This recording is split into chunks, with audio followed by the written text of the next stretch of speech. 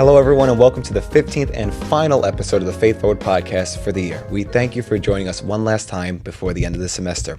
Our guest today is a senior originally from Brooklyn, New York. He majored in marketing and was very involved in campus ministry during his time here, and was an inaugural member of the Knights of Columbus chapter at Sacred Heart. In his free time, he enjoys going to the gym and traveling. Vince Bruzzese, thank you for joining us. Thank you for having me. Welcome to the show. So you told us that you were raised Catholic. What did your faith look like growing up? Yeah, so I was raised Catholic, in Italian Catholic family, baptized. Very similar to me. Yeah, we know it. New York Italians. Yes. Usual Yep. process. Received all the sacraments, everything, confirmation, all that. But there definitely wasn't the faith wasn't really fully practiced, amongst family, friends. We went to church on Sundays growing up, typical, and then we kind of just lost touch with it as I got older. Once I went to high school, stopped really going to mass, stopped doing all that. I kind of just lived out my faith because it was just something I grew up in, but I never had my own relationship with God.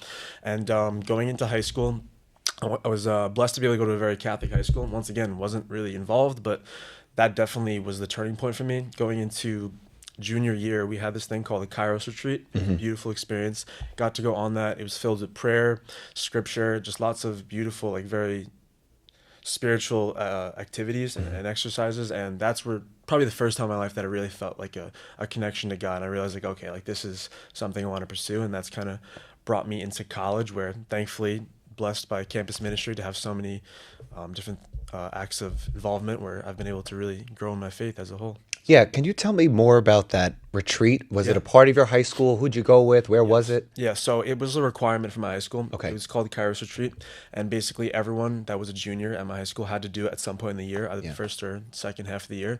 And we would go, and it was like a 2-day retreat, 2 nights, and each day, you weren't on your phone, none of that, just typical spiritual retreat. And we had masses, we had confession, we received Eucharist, and there was just lots of prayer activities that were meant to really connect us, not only with each other, but specifically with God. Yeah. Similar to you, I went to a very Catholic high school on Long Island, and every year they made us, or they didn't make us, but it was a part of our religion class to go on these retreats. And we had a retreat house right on the school ground, and then we had another one 20 minutes away. And as we got older, we got to go to the one that was off. It was in the middle of the woods, and it was just so quiet and peaceful. And like you, there was no phones, and they allowed us to do mass, recreation activities. And then a big part of it was adoration. Yeah. Have you ever done adoration at this retreat or here? Yeah, I did not do adoration at the retreat, but I've been blessed to be able to do it a lot at this school. Obviously, campus ministry offers it, and I have fallen in love with adoration now. It's amazing. It's beautiful, genuinely. If not enough words to be said, but it's getting to incorporate that now. Obviously, they have it here on Mondays and Wednesdays, so if anyone wants to check it out, I highly recommend it. Actually, one tonight. It's the last one for the year. Really? That has been definitely a transformative practice in my faith, because that powerful moment of silence in the chapel before the Eucharist, where you can just silence everything out. You let go of the world around you and really just make room to hear Christ's voice.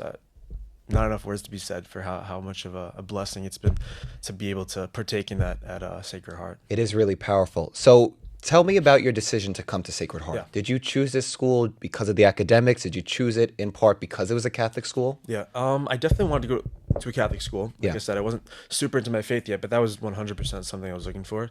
Academics were good. I did know a lot of people, I'll be honest, from my high school who was going, so I got to tour with them. That played a role in it, and I kind of came for a tour, and I fell in love. And actually, it was funny when I checked out the chapel and the church.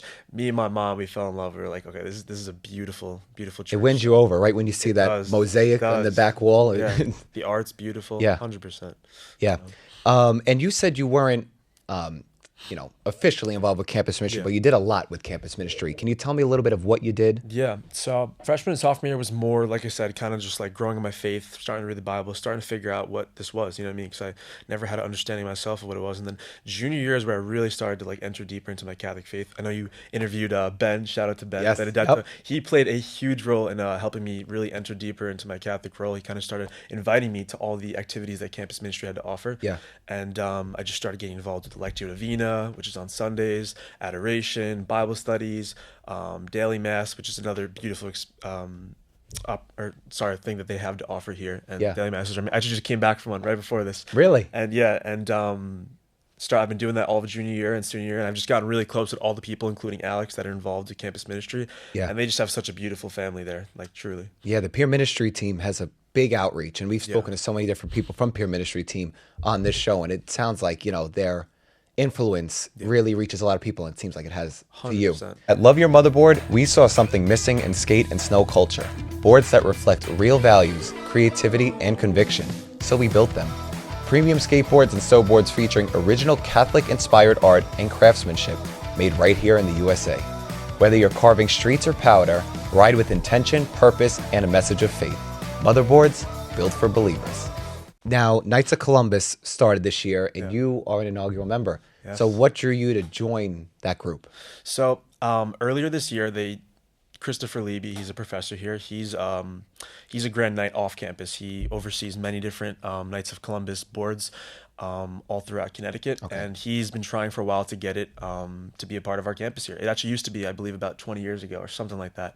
And he got involved, and at one of the masses earlier this year, he set up a board, and he kind of was just trying to like offer it up to people. And me and Ben and some of our other friends, I saw it, and I was like, I have to do this. Just Knights of Columbus, like for Catholic men to grow in their faith together, learn what it means to be a man of God.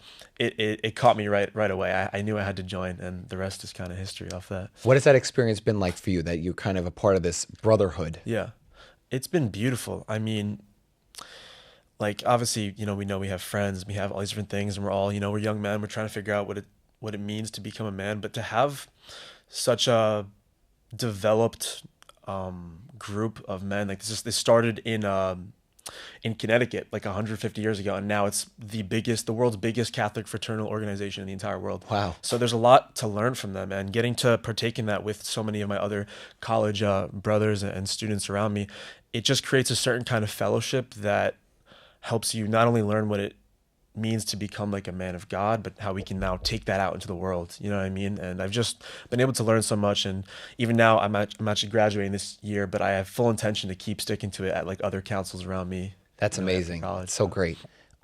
You had mentioned to us that you were diagnosed with type 1 diabetes. Yes. How has your experiences and struggles with this disease either drawn you closer to God or maybe away from him? Has it had any impact? Yeah, beautiful question. I was hoping I got asked something like this.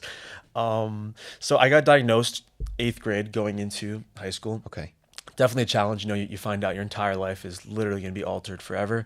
The way you view life is definitely different. And it was definitely a challenge at first. I wouldn't say that there was ever a moment where I resented God for it, which I'm thankful that by God's grace, that wasn't really something that came to mind. But to answer your other question, absolutely, it has been able to draw me a lot closer to God. I'm a sincere believer that suffering and challenges can absolutely help us, grow closer to God, because they kind of humble us down in a healthy way, and they teach us that we can't do this by ourselves. And I definitely strongly believe that some of the challenges I faced with being diagnosed and growing as a type 1 diabetic through high school and leading into college kind of led me to grow my faith through the ways that it kind of led me to have to lean more on God. And I'm thankful for it because of that. You know what I mean? That's a beautiful way to think about it, because a lot of times when bad things happen, people shut out God, and they're like, why me? Why does this happen to me?